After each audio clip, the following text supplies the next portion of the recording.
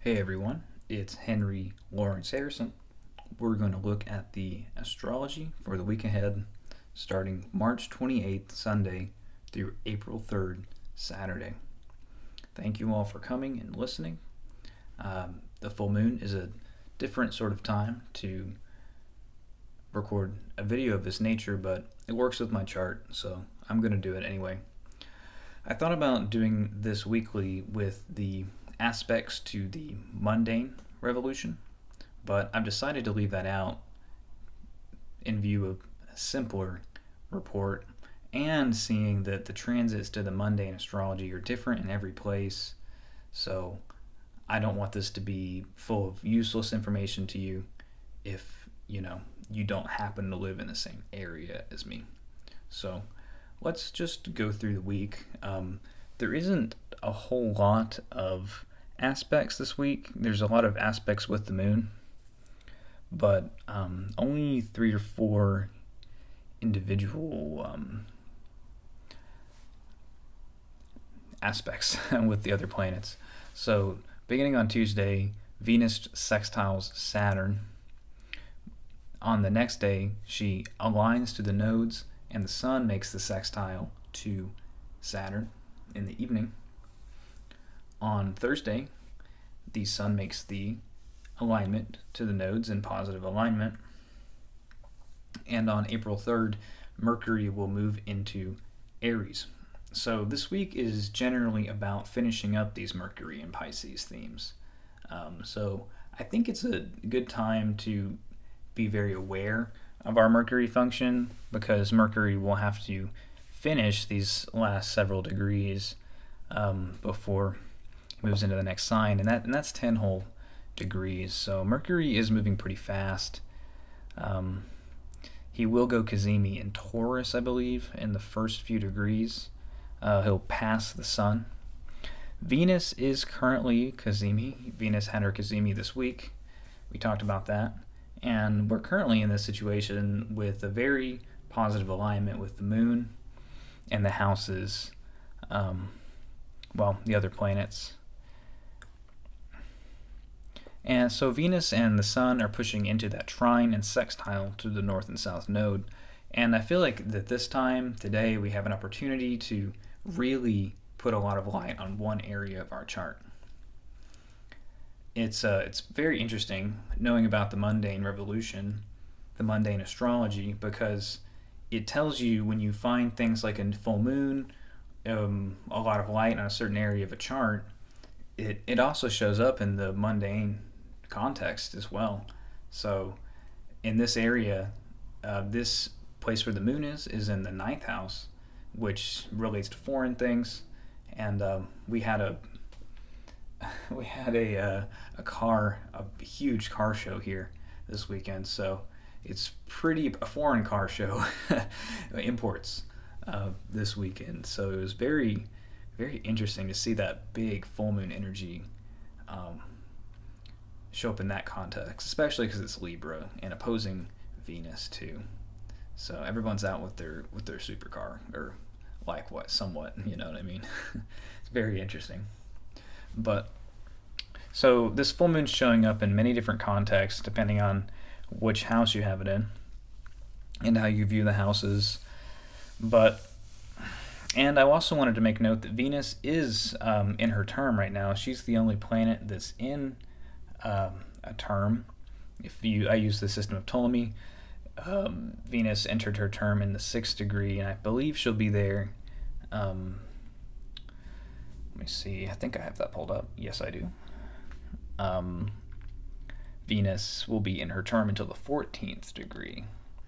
So, and if the other planets are in their face, I'm not sure.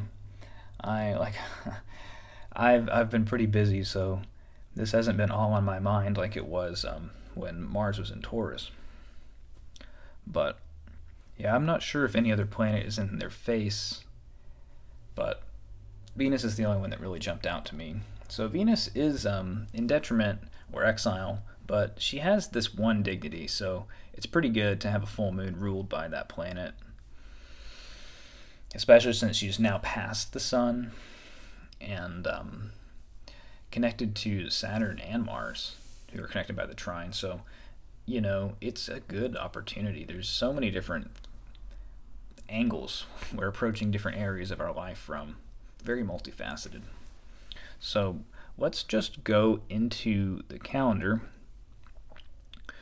and sort of look at the moon, I guess, and look at the other aspects I didn't mention. So the rest of the day, it's going to take on a more serious, cold mood, but in a way that really helps, And the moon will also apply to that north node position, which Saturn is applying to by the trine.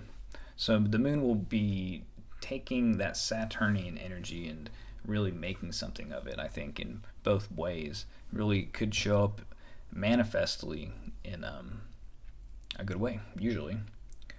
So let's just mention that we have the 3 phases of the moon this week are Libra, our signs, Libra, Scorpio, and Sagittarius. The moon won't reach Capricorn until Saturday, and that's the day that Mercury will go into Aries. So we can already say that Friday night, could be critical for these Mercury themes. The moon will be applying to that square to Mercury just after midnight to go void of course. So, I would expect if you're up that late, if that timing applies to you, it could be rather difficult. It could be quite a mishandling. And I think there could be a possibility of that all day because the moon will be opposing Mars. Sorry, I jumped right over to Friday.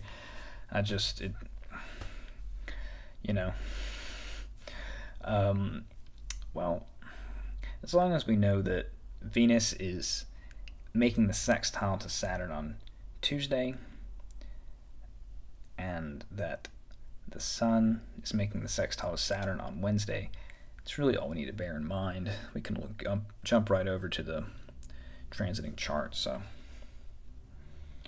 the moon will move through Libra all day today, and then by tomorrow we'll move into the trine to Jupiter, which is quite nice.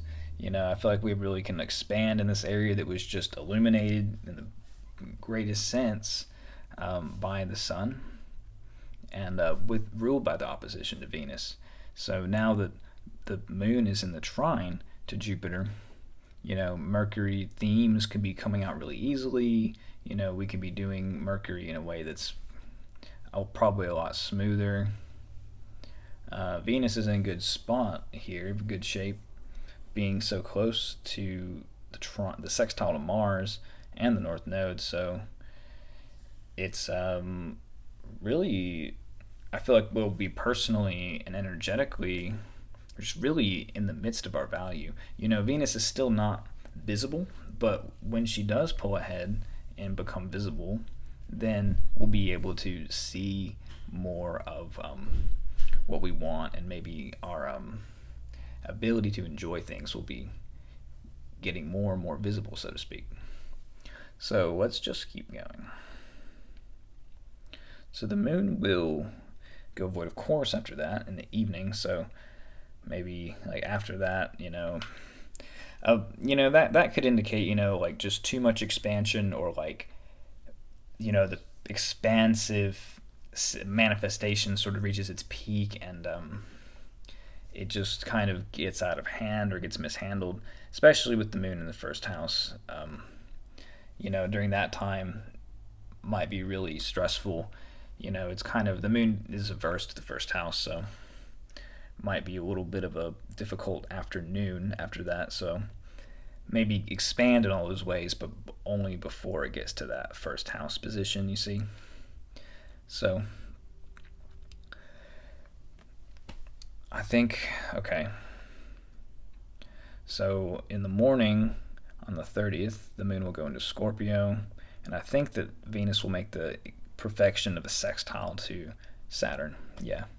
and the moon will be applying the square to Saturn as well. So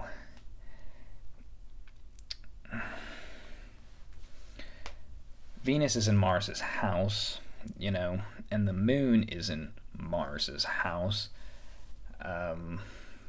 So the Mars is really calling the shots with all this here, working with Saturn, working with Venus. Venus and the Mars are in an alignment, a good alignment, but that somehow doesn't really jive with our Saturn. So maybe we want to move forward in these ways, but there are blockages, there are obstructions, there is a need to slow down and just endure it for the time being, even though we are going somewhere. I mean, both the Venus and the Mars being so connected to the nodes really tells us that, and same with Saturn there too. I mean, Saturn is also contributing to this shape, so it might be a good thing to slow down a little bit on this day, because there could be some anxiety otherwise, or anyway. And I don't have my outer planets turned on. I probably should have, but you'll just have to get that from someone else this week. I'm sure you will. But the moon will be making this square to Pluto before this, so at the end of Libra, it could get a little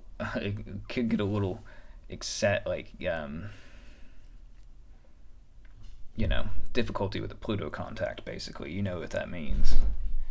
So throughout the end of the day, it's a difficulty. And then I feel like, okay, but we still need to expand. We still definitely need to expand in this new area, and we have an opportunity to do that with the good Mercury. So it could also still be blown out of proportion, expanding too much, but I feel like this is a good time to be in your intuition, and I don't know what else to say about that. It's just kind of what I think. The intuition, the intuitive,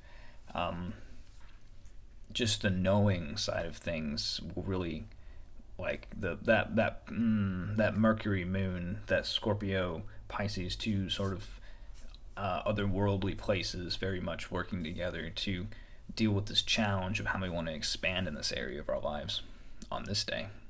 Do we have anything else going on the 31st? Yeah, the sun is sextile to Saturn, so our personal energy by the end of the day is building up to this working with this ability to work with the restrictive element, this ability to work with the realities of life, basically, where we've been diligent in dealing with those things, whichever context you mean. But after that, the moon will go void, of course. And let's see that there. By the end of the day. And then by the morning of April 1st, the moon will be in Sagittarius. The sun will make the sextile to the north node, and the moon will trine the sun by the end of the day after it crosses the south node. So I guess the good feeling, the fire that we want, it might be diminished because the moon is on the south node. It kind of can take away even much. It just kind of grays it out in a way, kind of like an eclipse energy, which is what they mean in general. But I feel like if you get really in touch with this day, and you avoid folly, so to speak, you'll be abiding with wisdom. I think it'll have payouts down the road, because the sun is saying something about this position where the moon is, with being so connected to the north and the south nodes. So maybe it won't be as draining as it otherwise could be, but I think it still will be. And there is something that needs to be let go of in that area of your life. I don't think it looks like very much of a a fun sort of experience with Saturn being there. The fun is kind of diminished, in the way that Sagittarius wants to do things, because Saturn is now right pretty much in the second portion of Aquarius. So we're going to start getting these sextiles over to Saturn every month now for a while. All right. That's that. I'm intuiting that there's something I need to look at with the outer planets here. Let's just take a look.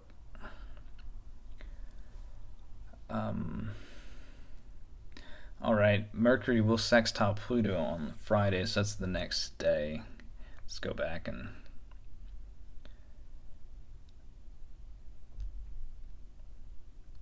yeah, I mean this, on Tuesday with the moon in Scorpio, like it's like this anxiety around the that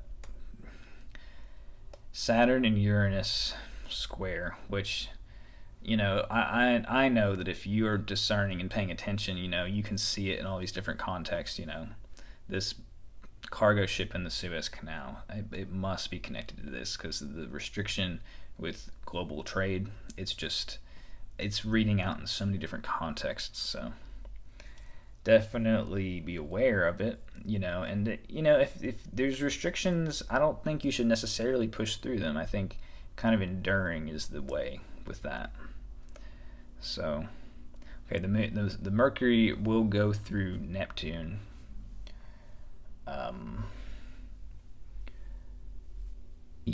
on tomorrow after the moon is void, of course, off the square to Pluto. So it just could get very confusing. Like the communication it's just going through this filter of an idyllic filter on one level, but it could also be a very high,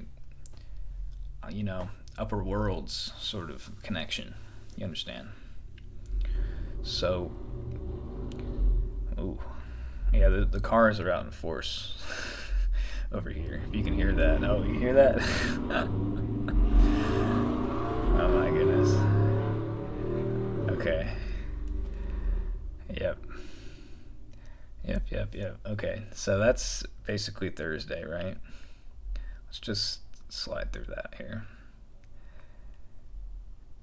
Okay, so the moon will also make the trine to Venus, which is, in a way ruled by Jupiter. So, the moon's ruled by Sagittarius, which is ruled by Jupiter. Venus is ruled by Mars, who's ruled by Mercury, who's ruled by Jupiter, ruled by Saturn. So there could be an interesting but this dispositional chain could come out in, so I think, a good way. I mean, the chart isn't really saying very much about square energy, except for this thing that's building up with Mars and Neptune. So, if this square is already building up, it could get. I don't want to think about that, but it's like rarefied spiritual violence is one way, or the way people are acting is out of alignment with higher dimensional spiritual principles that they're not aware of, or stuff like that. And it's a lot of good and a lot of bad, so I don't really want to dwell in it, but it is going on, and I feel like you can intuit that for the good. Praise God. So it's coming. I don't know how many degrees. Yeah, it's within 4 degrees, so it's definitely going to be noticeable by April 1st. Okay. Yeah, sorry I didn't provide very much analysis on this day. I feel like your experience of it's really going to depend on your chart. But we talked about the south node kind of draining things out. Probably be the main thing. There'd be a lot of good energy, but it could be kind of getting drained out. So by the 2nd, which I believe is Friday, Mercury's connected to Pluto, and the moon is going to be picking up on this this Mars square to Neptune. So, protesting, resources, ecology, all that stuff, people fighting for what they believe in. And I feel like the righteousness of God will be with them in that because of Jupiter right there. Amen. So, for some people, if people are actually misled into doing wrong, that it could be different. So I pray that people will have the wisdom. But with Mercury being right next to Neptune and in the sextile to Pluto, it just could be on another level, on many different levels. I wouldn't be surprised, basically, if that was the case. So by the time we get to Saturday, the moon will have to go through this square to Mercury, who is in the last degree of Pisces. So Mercury really might need to tell us something really urgently and connected to power and connected to higher thinking realms. Neptune has so many significations. It can be like eco-terror. Not that I'm not promoting any of these things, of course, but I'm just trying to give you a sense of the way that Neptune is kind of connected to a bunch of different things, like natural gas, people's right to own their own land that they've lived on for generations, the border issues, this could be a critical moment with the border issue and like things that come out about that, it's reached a crisis instead of T-square. So, and the communication, the way people are seeing each other is like maybe not in the best way. It's really sensitive. Well, it's maybe not that sensitive, but it's it's mutable fire energy, so it's kind of here, it's kind of there. It's kind of like a going in a whichever way it will. So that could get critical with Mercury, seeing that Mercury has to finish these,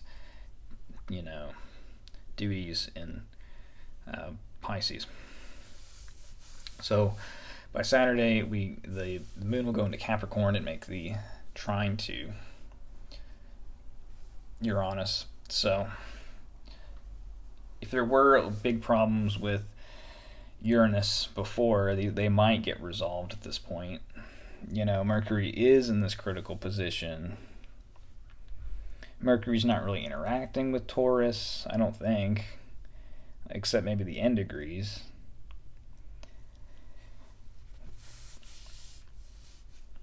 Let's advance the chart a little bit. Maybe we can see it a little bit better. Okay, so the moon will make it there, connect to Uranus. So it's kind of people are connecting to what the Uranus side of this dichotomy in a good way. Maybe some of the problems get solved, and I think in a lot of ways people just have to let go at this point. We've reached the last quarter phase of the moon, and we basically just have to let go and use our higher awareness to deal with problems at this point more than